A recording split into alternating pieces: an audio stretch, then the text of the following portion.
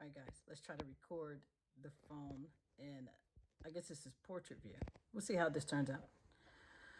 So, again, this is Dallas. Dallas the Great here. Nice to meet you. If you stop by this YouTube channel, I'm so glad that you're here. And I hope that you can follow along and learn something from my life, more so from the mistakes, failures, and disappointments. Those have become intrinsic, valuable lessons, and I hope they can offer some type of value to you. So, what is this journey? This particular journey that I'm in is focusing on energy and clarity in a very detailed way. Some of those lessons, a lot of it has to do with relationships, right? Because the quality of your life definitely comes down to the quality of your relationships. I think I mentioned in the first video to where I had someone exit my life, which I knew was going to happen because I saw the inconsistencies were there. It was something that didn't match with my moral standards, my values. And I knew on the inside, I knew I was compromising. As a matter of fact, the father had told me about this particular individual. Either because there's a lot of details around that. Eventually, I'll unfold that and share in layers. But it has to be in a way where I extract that and it doesn't bring, we don't teach to humiliate, I guess is what I'm trying to articulate. And then sometimes, again, with some people, the truth, it absolutely hurts. It may sting a little. Get over it. That'd be okay. We'll all be all right. Kumbaya, right? But I learned so much out of that one wrong connection in that season. Destiny is and success comes down to the quality of your relationships, right? And when you start to see levels of inconsistency or people who have not addressed their baggage, then that's a telltale sign. And that particular individual caused a lot of pain in my life. It was excruciating pain, emotional pain, right? Mental anguish or what have you. And I had to really look at that and say, all right, what is it that drew me to that connectionship in the first place? Relationship, or connection in the first place. And I had to really assess myself. What transpired that caused me to attract this person into my life? And I was able to look at that. That particular person was projecting a lot of rejection. And in the time that we met, I was feeling rejected by some of the people that I love and endear in leadership in a spiritual capacity. And I had stepped into this platform called Speak and Inspire because my voice kept getting stripped away. You know what I mean? I've always tried to be the type of person that if you see a problem, don't complain about it. Bring a solution to the table. And I did that constantly for around a period of 3 years, and it just wasn't heard. And so to advocate on that point, some people, you can do the right things, but at the wrong time. And some people have to grow into what you know, right? And you have to be all right with that and not try to keep giving value. Again, that's discerning where you place your energy. But let's go back to that connection that I'm talking about. That was such a painful thing for me that I had to really do some depths of searching, inner searching. And then when I was honest with myself, some people are only around to get what you can give them or for what they think you can do for them, right? And I saw that this particular individual, even in their meaningful relationships, only are around for what people can do for you. And so does that match my morals? No, it does not. I interrupted myself, but I was saying around some of the circumstances of that, I knew that wasn't somebody that was supposed to be close to me. I knew that going in. And the Father spoke to me and says, all right, I need you to address this.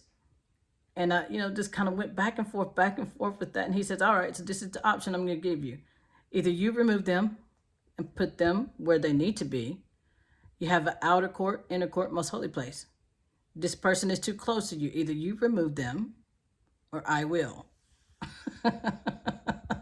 Well, you did. can't ask for levels of destiny and purpose and think that you can have all this compromise in your life. You can't expect him to be a father and not correct you, right? Again, the quality of your life comes down to the quality of your relationships. I am one of those. I am by profession in technology, but I'm also a high performance coach. A little bit different than the rest of them because I like to share my journey, the nitty gritty details. They have a tendency to share, polish it up before they share. No, I want you to see the flaws and the mistakes. I want you to learn from it so it doesn't cost you. So this is a personal entry, I guess you would say. Appa, say hi to the people. My dog is so dope, y'all. He's a cool being. I even learned a lot from him, his temperament. But anyway, pay attention to the signs of people, how they treat the people that they say they love. And you got to ask yourself, I'll pin that to this. If you are around people only for what they can do for you, what does that really say about you? And do you think that that's not going to come back around to you? That's called being a user. And people who are out to use, despitefully use, don't get too far or prosper in life.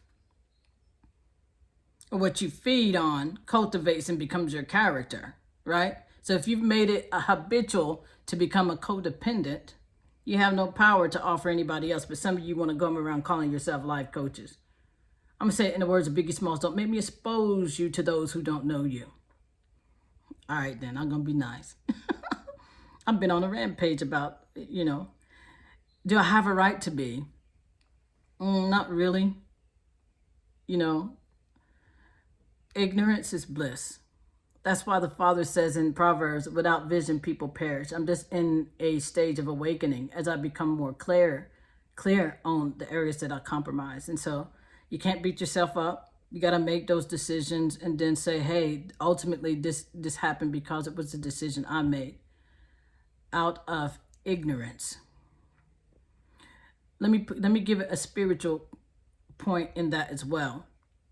A lot of people think that the enemy and the kingdom of darkness is this guy with this red guy with this pitchfork.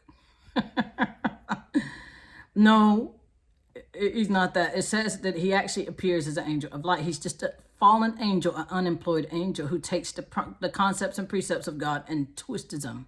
That's where the word wicked comes from, like a wicker chair. Takes it and gives the slightest twist or perversion to it. And Proverbs 5 talks about how we need to attend to my wisdom and bow your ear to my understanding, so that your lips may keep knowledge and you have discretion. For the voice of the strange woman. And then he talks about how those things comes and tempts us. But if you have your ear bowed to wisdom, then you in your heart and on your lips it comes out. You know how to respond to that. And so it was crazy. I'm stay right here for a minute. That connection that I was taught, that I'm going to teach on a bit, that played out verbatim. Proverbs 5, the voice of the strange woman, the seducing spirit.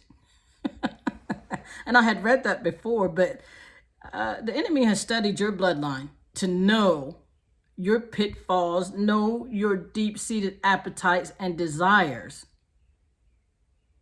and uses them. It's a war. A spiritual warfare is psychology. And emotional intelligence. Ignorance is the only tool that the enemy in the kingdom of darkness has over any person or the body as a collective. His only advantage is what you don't know yet. And that's why it's not so hard to make, to have failures or pitfalls or even your shortcomings. Once you know better, you do better. I don't know who came up with this saying, but it's simple but true. Again, that one experience caused me to really look at my life in such a way that I'm just like, whoa. I knew that I had value, but I said to myself, obviously, it wasn't not in tune with how much was actually there. And a lot of my mentor just is like, Dallas, you don't really see what we see. because there's a certain innocence to you, and innocence can sometimes create pockets of vulnerability and naivety to the wrong people. Needless to say, I learned, grew from it, and I know that lesson now.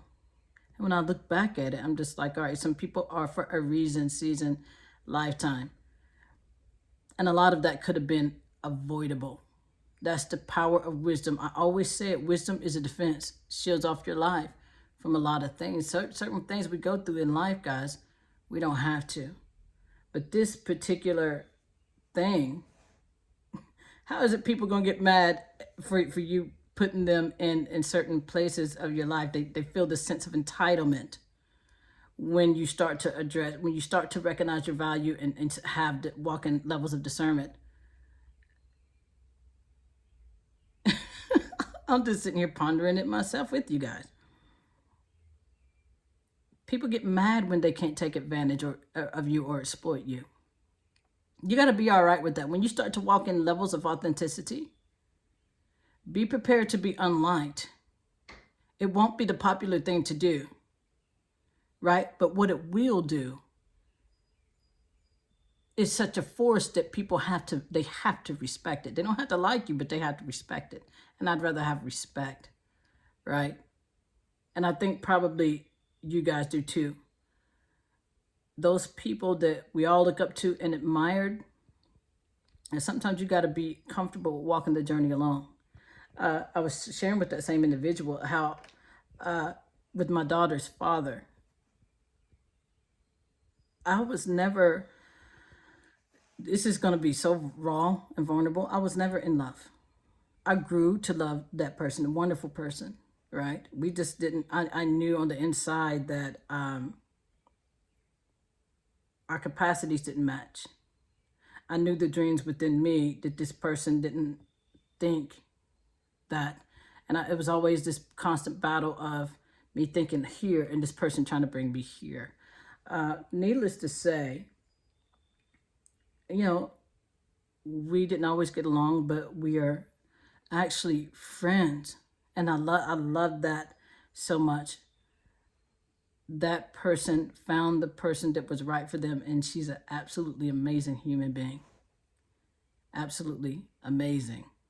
You know, that goes back into discerning connections and right relationships, the quality of your life. I was not happy. I wasn't happy when I made the decision. I made that decision out of rejection. You know, it was a situation to where, you know, it's like there's a liking there, and well, I can't be around you or be your friend because it would be too hard, and I didn't want that.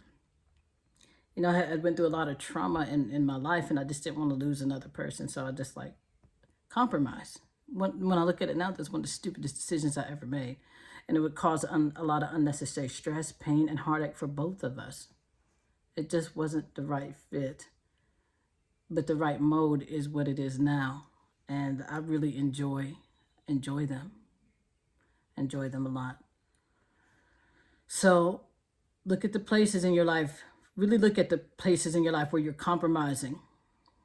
Who do you have around you, or what relationship did you know that you're in just for what you can get? Who are you taking advantage of? Who are you afraid to let go of because you don't feel in your capacity that you have what it takes? Who do you have a codependency on that you're afraid to let go because you call yourself unstable because you're not unwilling? You want somebody else to be a stabilizing force for you versus developing it in you. And you put a ceiling on your own life. How many people are out there that you are just letting use you? Why are you staying in relationships that you know is not pertinent to your destiny? Why are you compromising? If you got friends that are always taking from you and not really adding any value or to the next level of your life, why are you still there? We got to come to the conclusion and be all right with letting people go, knowing that that's the old and that seasons change and to make room for the new. That's what I would say to you. Now, this is getting a bit longer than what I would have intended for it to be. But be all right with letting people go. Be all right with being true to yourself. Be all right with honoring yourself. And harness your strength, right? Everybody don't deserve easy access to you or your time or your money or your talents or your energy. No. Know who people are and where they belong. Surround yourself with people who are doing what you want to do or are where you want to go. And then you develop what's in you. And you focus on those, find out what those few things are that you need to focus on. Cultivate and develop. Let yourself gain mastery in it and then serve out of it. It'll make you wealthy. I suppose that's it for this portion of my journey. I have caused, you can call me a disruptor, firebrand. I'm not sure why I don't spend enough time on the social medias and Facebooks for anyone to get upset for being deleted. For y'all who haven't caught the first video, I did that for the sake of clarity. I received thousands and thousands of invites, and I'm just like, I had an aha moment. What do I want? Why am I on this tool? What do I want to use it for? I want to build meaningful connections, and you can't do that in a sea of noise. Half of them I didn't know anyway. Whatever. Anyway, I hope this was, this is off the cuff. I don't write scripts or whatever, and I don't practice, and I don't do videos that require me to go and chop and edit. That's a waste of time. I just rather give it to you straight, no chase. If you learn something, great. If you don't stop by again. That's kind of how that goes around here. Hey, but anyway, love you guys. Mean it. Know your worth. Put a value to your time. And connect with the people who are purpose-driven connections. Not those who are fleeting and short-lived. Here's another clue that I will extract from that one connection. Don't surround yourself with people who are inconsistent. People say they have dreams all the time. Most of the time, it's people who have a lot of talent, and they're not consistent, but yet they want a result. You become who you hang around. So there's your lesson for today.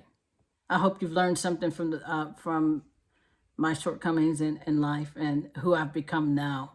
Those lessons were priceless, but well worth what I've learned from them. Hey, guess what? Have a good day. Love you. Mean it. Bye.